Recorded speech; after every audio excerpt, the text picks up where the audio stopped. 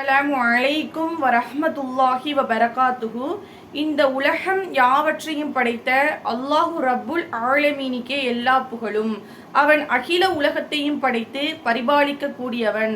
வகலா ரப்புக அல்லா தஹ்புது இல்லா ஈயாஹு இல்லா பில்லி வாலிதைனி இகுசானன் இம்மா எபுலுகுன்ன இந்தக்கல் கிபுர அஹிதகுமா அவு கிலாகுமா ஃபலா தவுகுல் கவுலன் கரீமா வகுஃபில் லவ்குமா ஜுனா அத்துல்லி மிரஹ்மத்துல்லாஹி வகுல் ரப்பிர் கம்குமா கம ரொப்பையானி சொஹீரா.